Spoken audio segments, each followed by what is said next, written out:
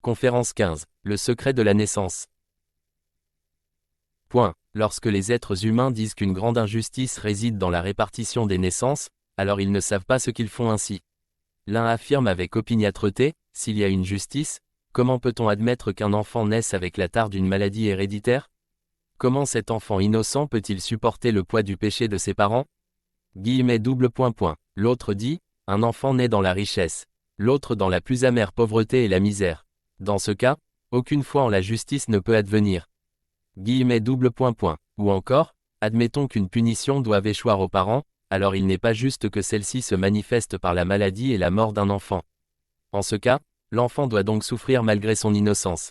Ces discours et d'autres semblables bourdonnent par milliers à travers l'humanité. Même de sérieux chercheurs se cassent parfois la tête à ce sujet. Avec la simple invocation des voies impénétrables de Dieu qui conduisent tout vers le meilleur. Cela ne fait pas obstacle au désir de ceux qui demandent. Pourquoi? Celui qui se satisfait de cette réponse se contraint à capituler, stupidement, ou réprime aussitôt toute interrogation comme étant une injustice. Ceci n'est pas voulu, c'est par le questionnement que l'on trouve le juste chemin. La stupidité ou le refoulement forcé ne rappelle que l'esclavage. Mais Dieu ne veut pas d'esclaves. Il ne veut pas de soumission stupide, mais un regard libre et conscient dirigé vers le haut. Ces magnifiques et sages dispositions n'ont pas besoin d'être enveloppées d'obscurité mystique, mais gagnent au contraire en grandeur et en perfection sublime et intangible lorsqu'elles reposent librement devant nous. Invariables et incorruptibles, avec une tranquillité et une sûreté toujours régulières, ces dispositions exécutent irrésistiblement leurs activités éternelles. Elles ne se soucient pas du ressentiment ou de la reconnaissance des êtres humains, ni de leur ignorance. Mais elles redonnent à chacun en particulier et nuancé jusqu'au plus fin, les fruits mûrs de ce qu'il a lui-même répandu comme semence. Les meules de Dieu moulent lentement, mais sûrement, nous dit la voix du peuple, elle illustre de façon frappante l'œuvre de tissage de l'absolue fonction de réciprocité dans la création entière, dont les lois immuables portent en elles la justice de Dieu et la répercutent. La fonction de réciprocité ruisselle, coule, se répand et se déverse sur tous les êtres humains. Qu'ils le désirent ou non, qu'ils l'acceptent ou qu'ils y résistent, ils sont contraints de la recevoir soit comme une juste punition et expiation, soit comme une récompense dans l'élévation. Si un mécontent ou un sceptique pouvait jeter, rien qu'une seule fois, un regard dans la matière fine, sur l'ondoiement et le tissage parcouru et porté par un esprit rigoureux lesquels pénètrent, englobent la création entière dans lesquelles elle repose et qui sont eux-mêmes un fragment de la création. Comme un vivant métier à tisser de Dieu, éternellement actif, ce mécontent, rempli de honte, se tairait aussitôt, et consterné, il reconnaîtrait la prétention qui réside dans ses paroles. La sublimité et la sûreté tranquille qu'il contemple le contraindraient, implorant, à se jeter dans la poussière. Combien petit, cependant, il s'était imaginé son Dieu, et quelle immense grandeur découvre-t-il dans ses œuvres. Il reconnaît alors que dans ses conceptions terrestres les plus élevées, il ne pouvait qu'essayer de rabaisser Dieu, de diminuer la perfection de l'œuvre grandiose avec l'effort vain de la comprimer dans la mesquine étroitesse qu'a créée la culture de l'intellect qui ne peut jamais s'élever au-dessus de l'espace et du temps.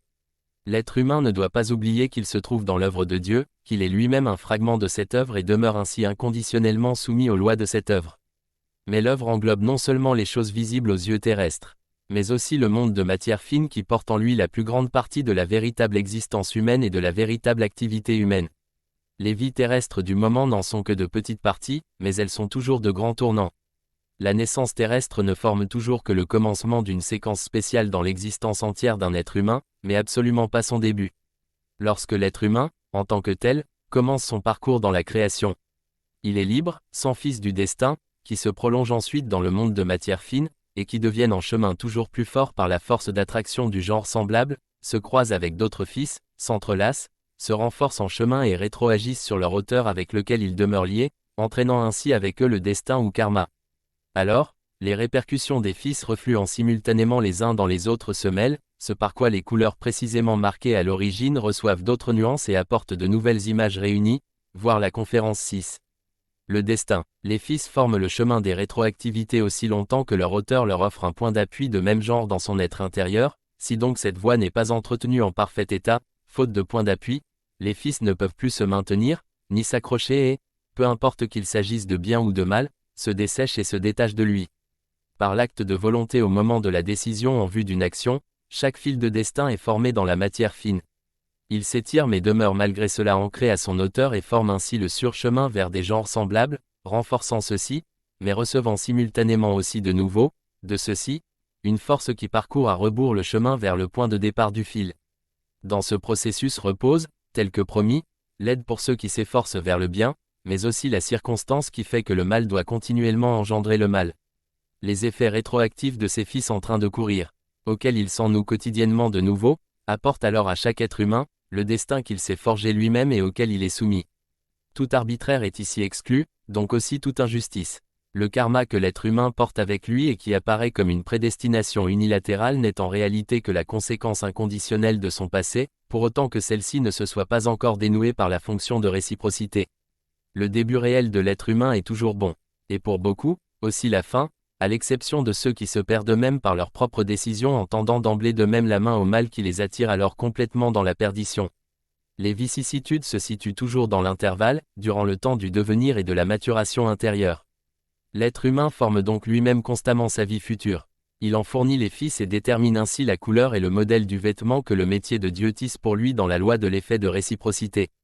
Les causes qui agissent de façon déterminante pour définir les conditions dans lesquelles une âme va naître, de même que l'époque sous les influences desquelles l'enfant entre dans le monde terrestre, remontent souvent loin en arrière. Il faut en effet que ces influences agissent continuellement sur l'enfant pendant son passage sur Terre et qu'il obtienne de cette façon ce qui est précisément indispensable à son âme pour commencer à se racheter, à se polir, à se nettoyer et à évoluer.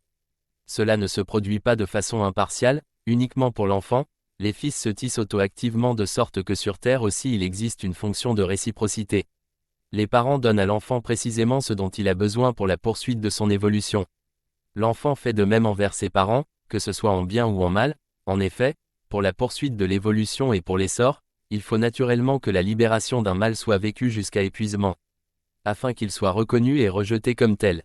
Et la fonction de réciprocité apporte constamment l'occasion pour cela. Sans elle, l'être humain ne pourrait jamais réellement s'affranchir de son passé. Tel un immense cadeau reçu par grâce, c'est donc dans les lois de l'effet de réciprocité que repose le chemin de la liberté ou l'ascension.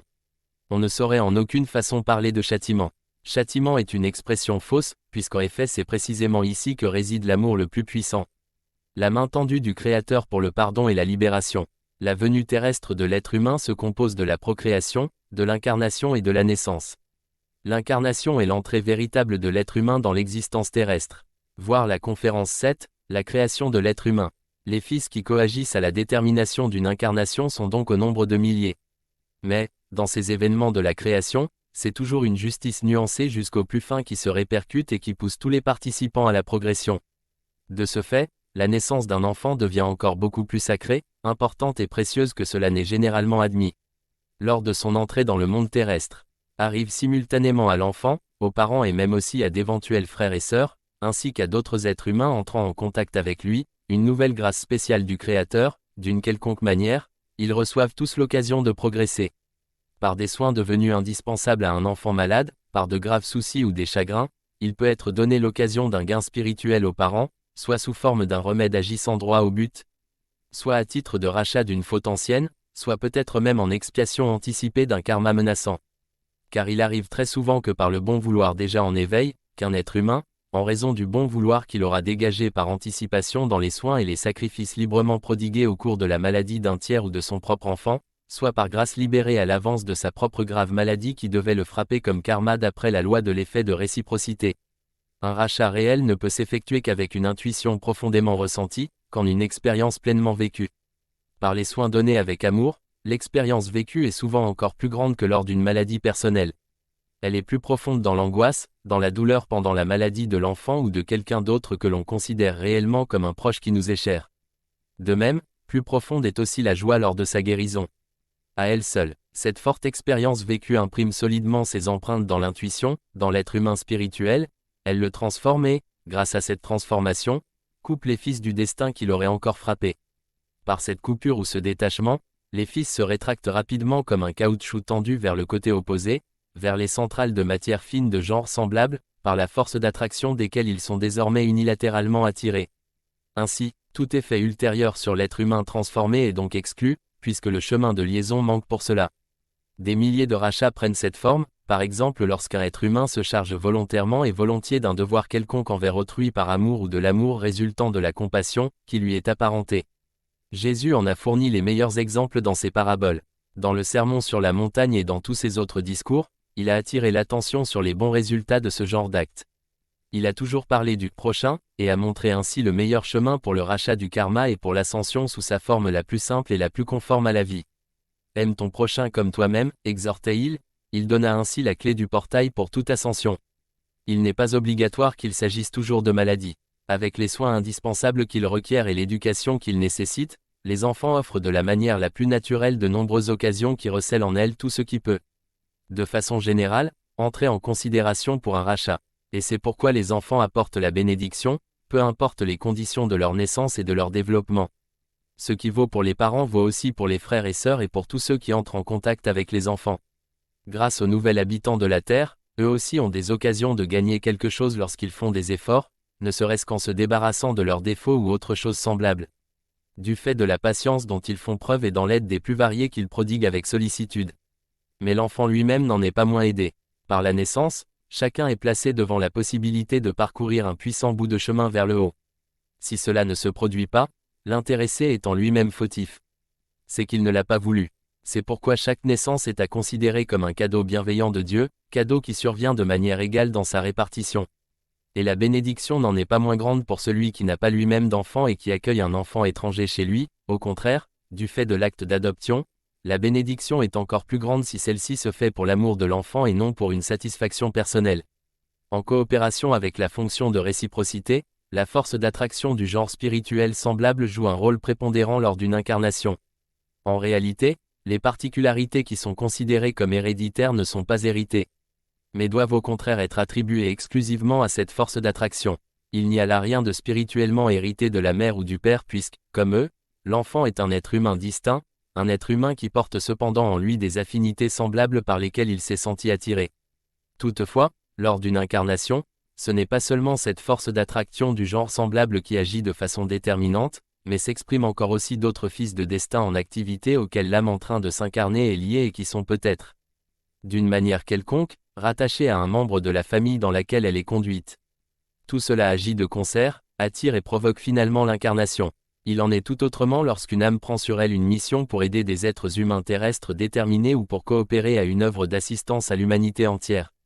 L'âme prend alors d'avance volontairement sur elle tout ce qu'il atteint sur terre, c'est pourquoi, en aucun cas, il ne peut être parlé d'injustice. En conséquence de la loi de l'effet de réciprocité, la récompense doit lui échoir si tout se produit en un amour faisant preuve de sacrifice et si elle n'attend pas une récompense.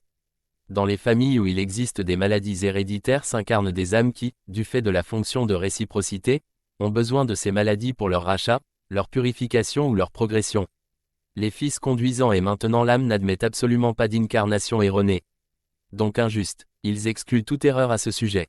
C'est comme une tentative de nager contre un courant qui suit avec une puissance inébranlable et immuable son cours normal et qui exclut d'emblée toute résistance, de sorte que l'on ne pense même pas à essayer.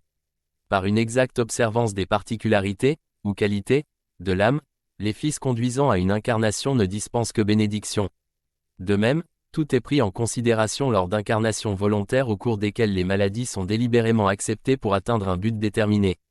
Si, par suite d'une faute, le père ou la mère est atteint d'une maladie qui a été causée par la non-observance des lois naturelles qui exigent des égards pour conserver la santé du corps qui leur a été confié, alors, la douleur de voir cette maladie de nouveau chez leur enfant porte déjà une expiation en soi, laquelle conduit à la purification dès que la douleur est authentiquement ressentie.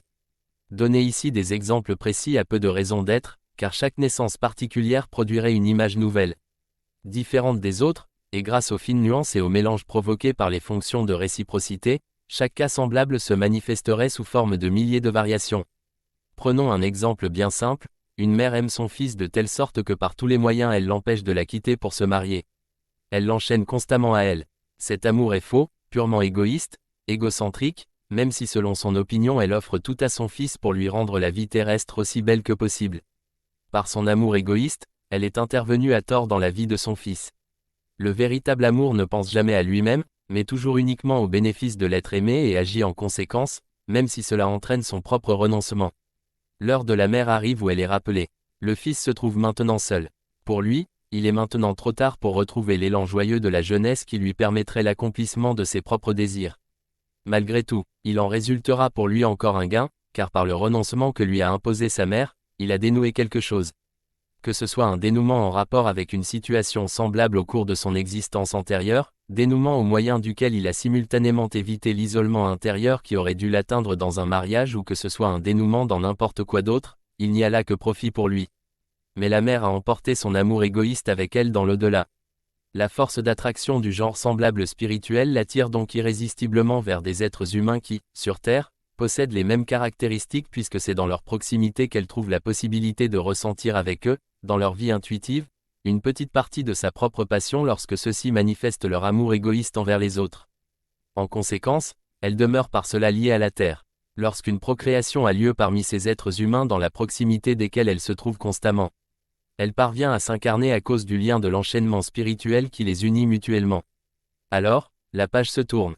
À présent, en tant qu'enfant, elle doit souffrir de la part de son père ou de sa mère les mêmes excès qu'elle-même avait fait subir jadis à son enfant. Malgré son désir et les occasions qui se présentent, elle ne peut se détacher de la maison de ses parents. Sa faute sera effacée lorsqu'elle reconnaîtra par l'expérience vécue que cet amour égoïste constitue un tort, et qu'elle s'en sera libérée. Par la liaison avec le corps de matière dense, donc par l'incarnation. Un bandeau est posé à chaque être humain, ce qui l'empêche d'embrasser du regard son existence antérieure. Comme tout événement dans la création, ceci est encore à l'avantage de l'intéressé. Là, réside à nouveau la sagesse et l'amour du Créateur. Si chacun se souvenait exactement de son existence antérieure, dans sa nouvelle vie terrestre il ne serait alors qu'un observateur tranquille qui se place en retrait et qui, ce faisant, croit qu'il ne peut qu'y gagner ou à tout le moins racheter quelque chose. Ce qui, croit-il, signifie un progrès pour lui. Cependant, si c'était le cas, il n'en résulterait précisément aucune progression pour lui, cela lui apporterait au contraire un grand danger de dérapage vers le bas. La vie terrestre doit être réellement vécue si elle doit avoir un but. On peut vraiment s'approprier seulement ce que l'on a vécu intérieurement avec tous ses hauts et ses bas, donc tout ce que l'on a ressenti de part en part. Si un être humain pouvait toujours savoir de prime abord constamment et clairement la direction exacte qui lui est utile dans la vie, alors il n'y aurait pas lieu pour lui de soupeser et de décider. Par conséquent, il ne pourrait acquérir ni la force ni l'indépendance dont il a absolument besoin. Grâce au bandeau que lui met chaque incarnation, chaque situation de sa vie terrestre peut être prise avec plus de réalité. Ce qui est réellement vécu imprime une forte impression dans l'intuition, dans l'impérissable, dans ce que l'être humain emporte avec lui dans l'au-delà comme une partie de lui-même nouvellement formée d'après ses impressions. Mais ce qu'il emporte avec lui, c'est uniquement ce qui a réellement été vécu, tout le reste s'éteint avec la mort terrestre. Ce qu'il a vécu demeure comme le contenu principal et clarifié de son existence terrestre, son gain. Tout ce qu'il a appris n'appartient pas à ce qu'il a vécu. De ce qu'il a appris, ne subsiste après sa mort que ce qu'il s'est approprié en le vivant.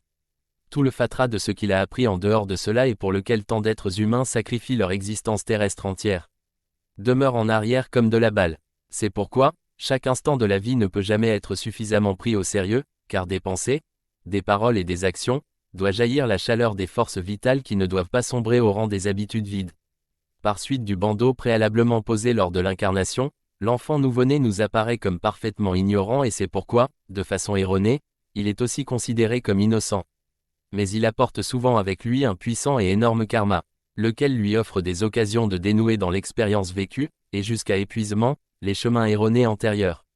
Dans sa prédétermination, le karma n'est que la conséquence inéluctable du passé. Dans le cas d'une mission, il s'agit d'une entreprise volontaire pour acquérir la compréhension et la maturité terrestre nécessaires à l'accomplissement de cette mission, à moins que cela ne fasse partie de la mission comme telle. Aussi, l'être humain ne devrait plus maugréer au sujet de l'injustice apparente des naissances, mais lever au contraire avec gratitude ses regards vers le Créateur qui, avec chaque naissance, nous prodigue de nouvelles grâces. Conférence 16. Une formation occulte est-elle à conseiller ? Point. À cette question il doit être répondu par un non absolu. L'initiation occulte dont font partie, en général, les exercices pour l'acquisition de la clairvoyance, la clairaudience, et le reste, est un obstacle à la libre évolution intérieure et au véritable essor spirituel. Pour autant que l'initiation se soit déroulée de façon favorable, celle-ci peut uniquement produire les soi-disant magiciens de jadis. C'est une marche à sens unique en tâtonnant de bas en haut et où l'emprise terrestre ne peut jamais être vaincue. Avec de tels procédés qui ne peuvent être obtenus que dans certaines circonstances, il n'est question que de choses basses et même des plus basses, qui ne sont même pas capables de faire évoluer les êtres humains, mais seulement les induire en erreur. L'être humain ne peut ainsi pénétrer que dans l'environnement de matière fine se tenant le plus proche de lui et dont les intelligences sont souvent encore plus ignorantes que les êtres humains de la Terre eux-mêmes. Tout ce qu'il obtient ainsi, c'est s'ouvrir à des dangers qui lui sont inconnus et dont il demeure précisément protégé en n'ouvrant pas la porte. Quelqu'un devenu clairvoyant ou clairaudient par une telle initiation, verra ou entendra dans cet environnement inférieur souvent des choses qui ont l'apparence du haut et du pur, mais qui pourtant en sont fort éloignées.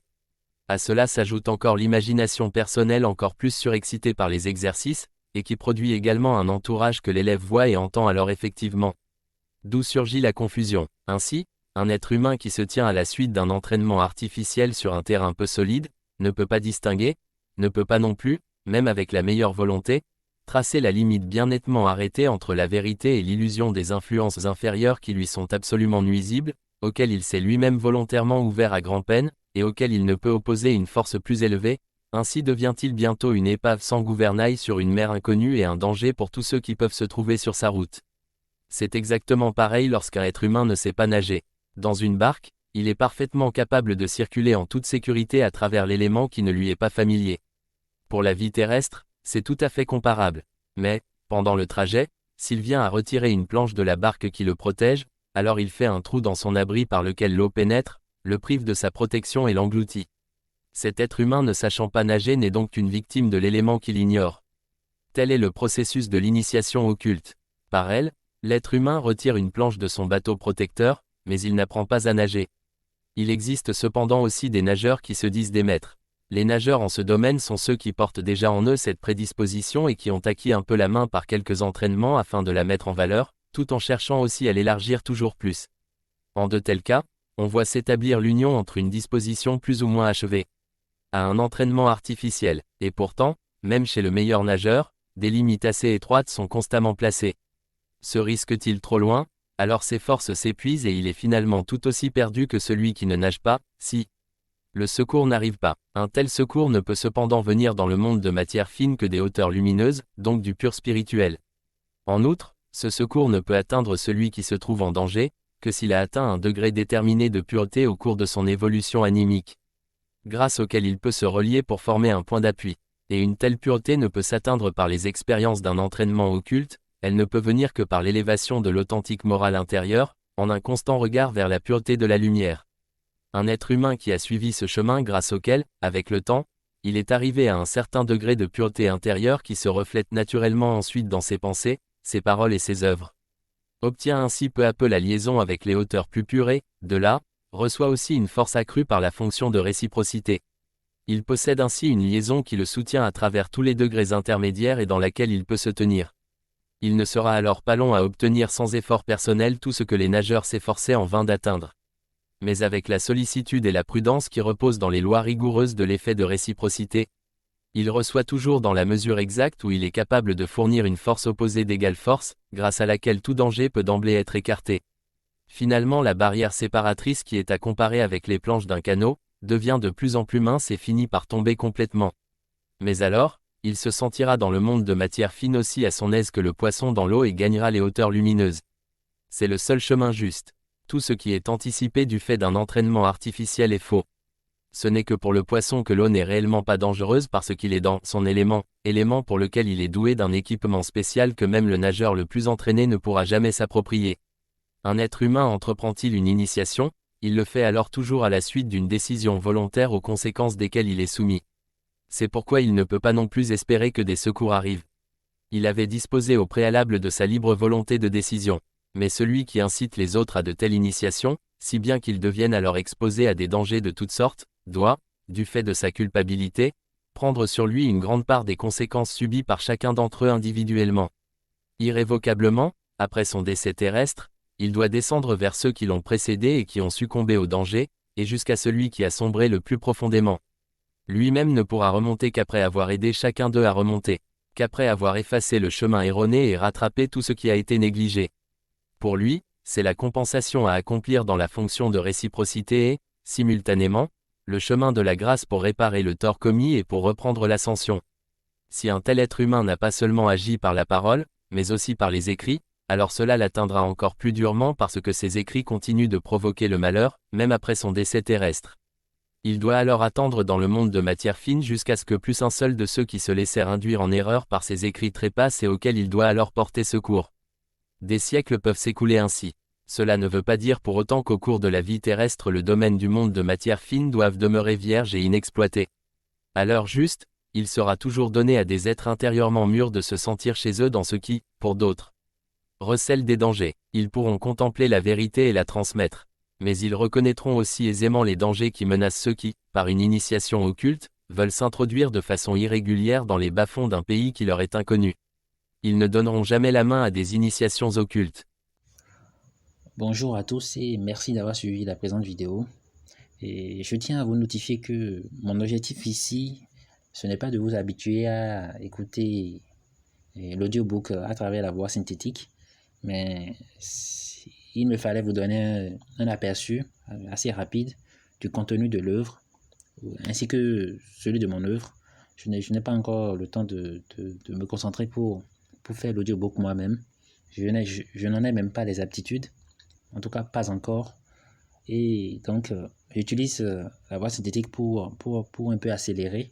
Et donc, comme je l'avais peut-être notifié déjà dans l'une de mes vidéos, je vais réserver un certain nombre d'autres conférences dans lesquelles je vais vous expliquer, on va amorcer une étude de l'œuvre complète. Et là, ce sera beaucoup plus ma voix, avec ma voix, une voix humaine et non artificielle.